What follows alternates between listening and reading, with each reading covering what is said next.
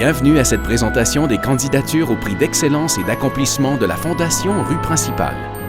Au cours du banquet, en soirée, plusieurs prix seront décernés avec la précieuse collaboration des partenaires qui les parrainent. Nous vous les présentons: la Société d'habitation du Québec, le Réseau des SADC du Québec, le Ministère du Développement économique, de l'innovation et de l'exportation, le Ministère de la Culture, des Communications et de la Condition féminine et Hydro-Québec. La Fondation Rue Principale est fière de vous présenter en avant-première les 23 candidatures reçues pour l'année 2009. Lors du banquet ce soir, nous dévoilerons les noms des finalistes et des lauréats aux différents prix. Voici donc, par ordre alphabétique, les résultats obtenus dans les municipalités candidates au prix 2009.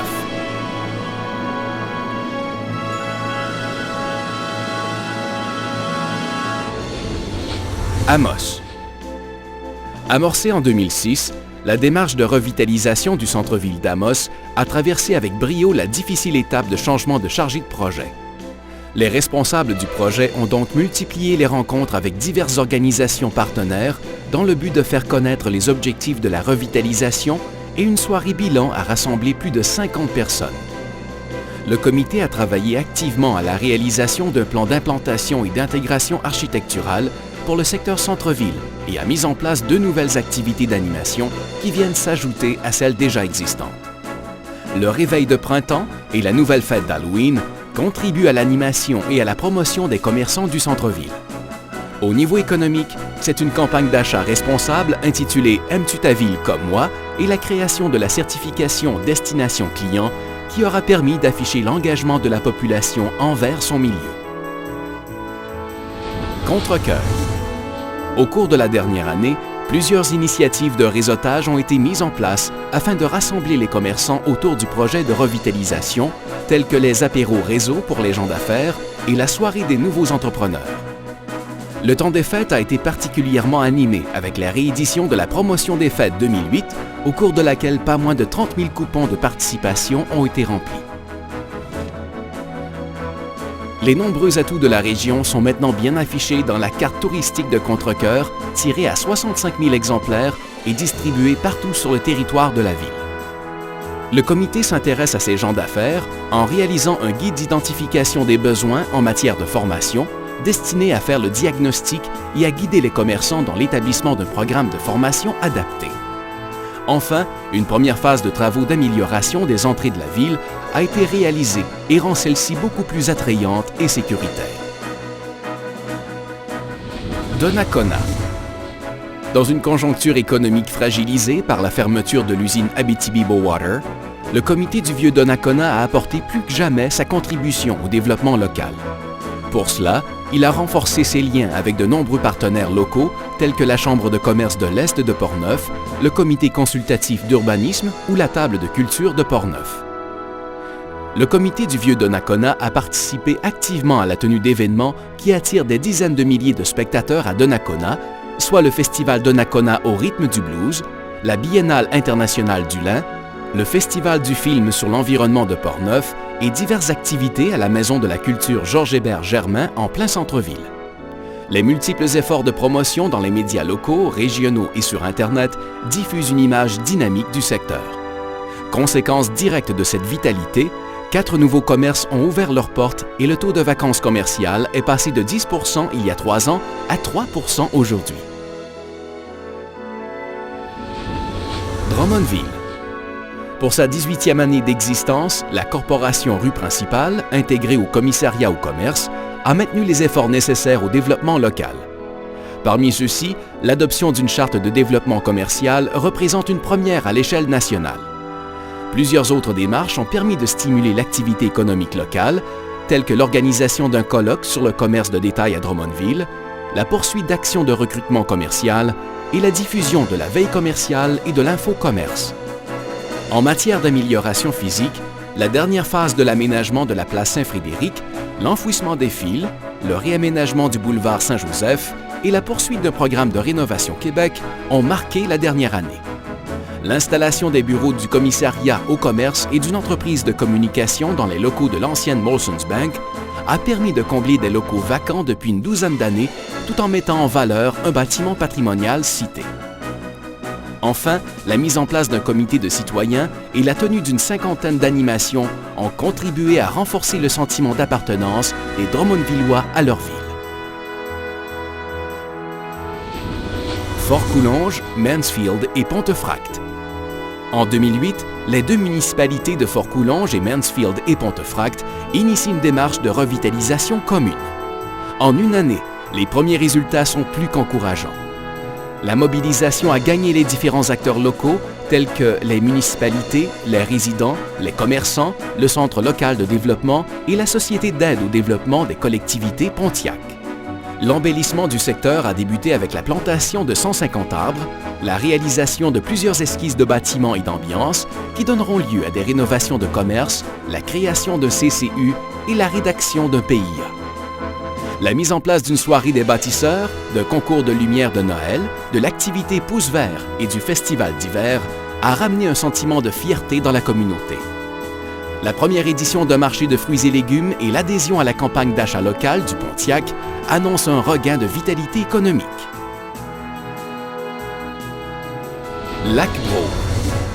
L'arrivée d'une chargée de projet a donné un souffle nouveau à la démarche de revitalisation de Lac-Brome, initiée à l'hiver 2008.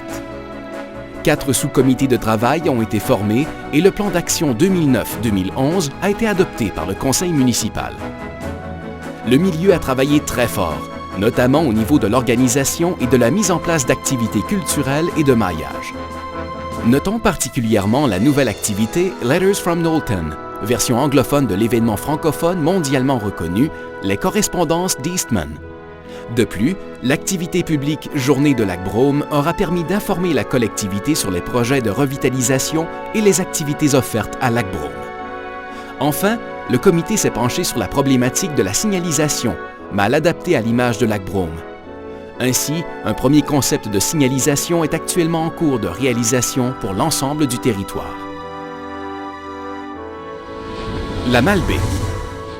Malgré l'absence de chargé de projet pendant une période de 6 mois, plusieurs initiatives de revitalisation ont vu le jour à la Malbaie au cours de la dernière année, témoignant du dynamisme des acteurs locaux.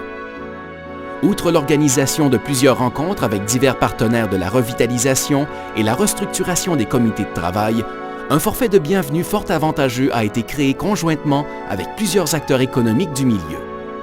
Le secteur de Pointe-au-Pic peut maintenant compter sur le soutien d'une société de développement commercial dont Revitalisaction La Malbaie est un partenaire actif.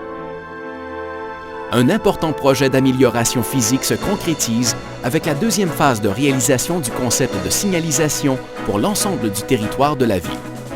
La Malbaie n'est pas en reste du côté de l'animation avec plusieurs activités de qualité tout au long de l'année, dont l'activité hivernale Artifice sur glace qui a attiré plus de 600 visiteurs.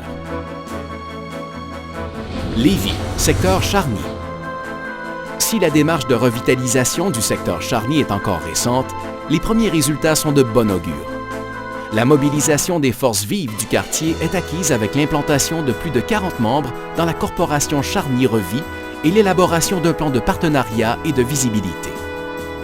L'élaboration d'une stratégie de développement et de recrutement commercial, d'un outil de promotion des locaux vacants et la rencontre avec plusieurs entrepreneurs représentent une base solide pour un renforcement de l'activité commerciale locale. Pour animer le secteur et accroître son pouvoir d'attraction, 2 activités ont été organisées. Le Fleur et Bazar et le Festirail, qui mettent en valeur l'histoire et le patrimoine ferroviaire de Charny. Plusieurs actions concourent à embellir le secteur, telles que des démarches d'accompagnement des propriétaires souhaitant réaliser des rénovations, la participation à la réalisation d'un PIA et la création d'un comité conjoint de signalisation et d'affichage. Lévis, secteur Saint-Nicolas. Le secteur Saint-Nicolas poursuit depuis 4 ans une démarche de revitalisation complète qui s'est déjà démarquée à plusieurs égards. L'engagement d'une cinquantaine de bénévoles et les multiples partenariats développés avec des acteurs majeurs locaux assurent une assise solide pour l'obtention de résultats dans les différents volets du développement. Un calendrier d'activités de plus en plus étoffé anime le secteur tout au long de l'année, avec plusieurs moments forts comme la fête nationale et plaisirs d'hiver. La mise en valeur du patrimoine local se concrétise à travers la création de rallyes patrimoniaux, la protection des berges du fleuve Saint-Laurent ou la promotion de l'agrotourisme, pour ne citer que ces actions. Le développement économique n'est pas en reste avec le démarrage d'une série d'actions visant à mieux analyser la dynamique commerciale locale et le maillage réalisé avec les producteurs agricoles locaux. La promotion continue des atouts du secteur à travers différents médias participe au rayonnement de Saint-Nicolas. Lévis, secteur Saint-Romuald. Le comité rue principale Saint-Romuald a réussi un coup de maître en 2008 et montré tout son dynamisme avec l'organisation du projet d'envergure Le Pont de Québec, une rencontre entre deux rives. Cet événement officiel du 400e anniversaire de Québec a commémoré l'histoire du Pont de Québec sur 3 mois d'activités continues, dont une exposition, un circuit guidé, des conférences et un grand rassemblement sur le pont devenu lieu public de rencontres, d'interprétations et de fêtes. En plus de cet important événement, le comité a créé son propre site Internet, tenu la fête de la pêche au domaine Etchemin et organisé le salon d'art et d'artisanat, les trouvailles de Noël, qui furent des succès sur toute la ligne. Rue principale Saint-Romuald poursuit ses efforts au niveau économique par l'amorce d'une stratégie de développement commercial et l'organisation d'activités de réseautage pour les gens d'affaires. Lévis, secteur Vieux-Lévis. Les acteurs de revitalisation du Vieux-Lévis ont contribué, cette année encore, à l'amélioration de la qualité de vie de leur secteur. Les rues du quartier s'animent avec, entre autres, la première édition de Lévis-sur-Roue qui a été un franc succès et la poursuite du festival Jazz Etc. de Lévis qui a attiré 24 000 personnes dans le centre-ville. Alors que la pression sur la circulation et le stationnement s'intensifie au centre-ville, la Corporation de développement du Vieux-Lévis a contribué à la mise en place du Midi Navette qui relie les entreprises de l'extérieur au restaurant du Vieux-Lévis pour éviter de voir leur clientèle diminuer. La navette touristique, quant à elle, permet aux touristes installés dans les hôtels aux abords de l'autoroute de découvrir le centre-ville. La mise sur pied d'un comité de développement commercial et le lancement d'une analyse de la structure commerciale permettront une intensification des actions menées en matière de développement économique.